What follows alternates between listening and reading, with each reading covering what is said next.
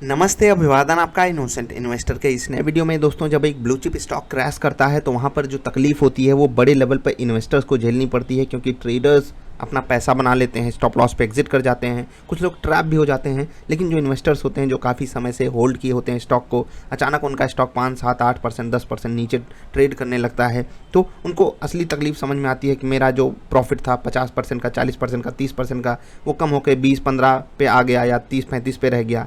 तो तकलीफ तो उनको होती है। लेकिन जो डीमार्ट में आज हुआ है, यहाँ पर भयंकर वॉल्यूम जो हमको देखने को मिल रहा है, ये प्योरली हमको एक चीज़ सिग्नल दे रहा है कि रिजल्ट आने से पहले आप स्टॉक को खरीदिए।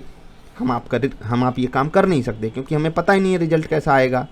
ठीक, और रिजल्ट जैसे ही आए, ऊपर खुले स्टॉक सेल कर दीजिए। शॉर्ट सेलर्स भी यहाँ पर एक्टिव हो गए। जो यहाँ पर प्रॉफिट लोगों ने बनाया था उसकी बुकिंग यहाँ पर चालू हो गई, और इसी कारण स्टॉक में 1000 रुपये का भयंकर क्रैश आपको देखने को मिल रहा है। 6000 के आसपास से ये स्टॉक 4900 के आसपास आकर ट्रेड कर रहा है, 5900 से। ठीक है, तो लगभग 1000 रुपये का, जी हाँ, 1000 रुपये का क्रैश, जिसको आप 7% के आसपास भी मान सकते हो। इतना भयंकर क्रैश आ चुका है। अगर हम टॉप के लेवल से देखें तो ये मात्र 7% का क्रैश नहीं है, और ज़्यादा है, क्योंकि स्टॉक जो है वो गैप अप किया था। गैप अप करने के बाद ऊपर भी गया और वहाँ से प्रॉफिट बुकिंग आई है। मोर देन 10, 12, 15% की गिरावट जब हो जाए किसी स्टॉक में तो हमें एक बार कंसिडर उसको करना चाहिए बाइंग के लिए। लेकिन क्या यहाँ पर सच में बाइंग बनती है इतने बड़े वॉल्यूम को देखते हुए? मेरे हिसाब से नहीं। रिवर्सल दिखाएगा तभी आपको यहाँ पर बाइंग करनी है। जिनके पास ऊपर के लेवल पे कहीं पोजीशन अटक गई रिजल्ट देखने के बाद, मैं आपको दोस्त बताता हूँ कि ये जो हुआ ना, ये समझ लीजिए रिजल्ट वाला ही मोमेंटम था। और जो एक दिन में 10-10% डीमार्ट भाग रहा था, वो रिजल्ट की एक्सपेक्टेशन लोगों को पॉजिटिव थी। हम यहाँ पर कुछ नहीं कर सकते, हमें नहीं पता चलेगा कि रिजल्ट इतना अच्छा आने वाला है। और फिर जब अच्छा रिजल्ट आएगा, स्टॉक गैप अप करेगा और वहाँ पर लोगों को ट्रैप किया जाएगा।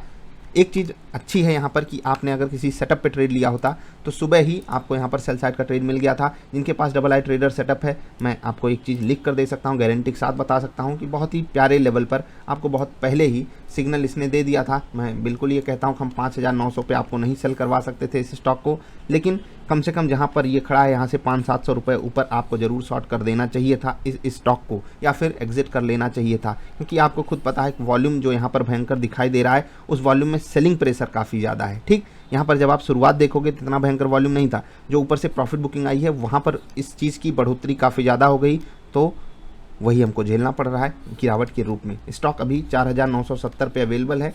क्या मैं इस स्टॉक को यहाँ पर बाई करके फंस चुका हूँ? ऐसा मत कहिएगा आप लोग, क्योंकि डीमार्ट जैसा स्टॉक ऐसा है ना कि दोस्त, ये किसी को कहीं किसी भी लेवल पे फंसाया ही नहीं है।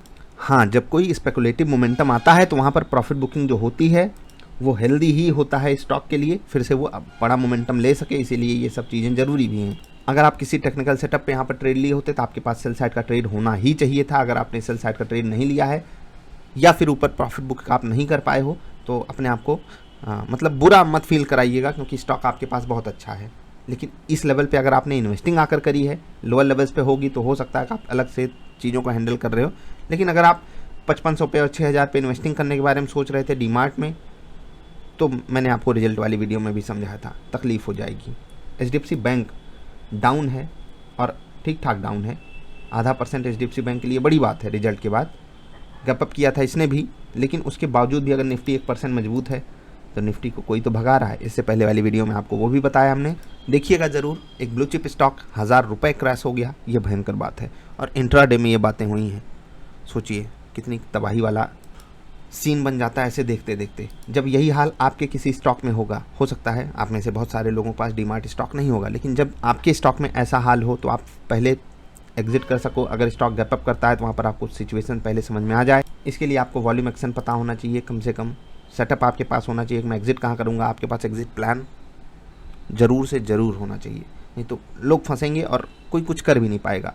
देखो, हम लोग यहाँ लाचार हैं दोस्त, हम नहीं पकड़ सकते, हम नहीं समझ सकते कि हमको यहाँ पर बाइंग कर लेनी चाहिए थी, क्योंकि रिजल्ट बहुत अच्छा आने वाला है। हाँ, वॉल्यूम एक्शन के हिसाब से हमको यहाँ पर बाई सिग्नल मिल गया था, कोई दिक्कत थी नहीं। हम आराम से यहाँ पर बाई साइड का ट्रेड पहले बना सकते थे, लेकिन उतना कन्विक्शन नहीं आ सकता जितना हमको पहले से पता हो कि रिजल्ट बहुत अच्छा आएगा, खरीदो, क्योंकि लोग तो आएंगे ही।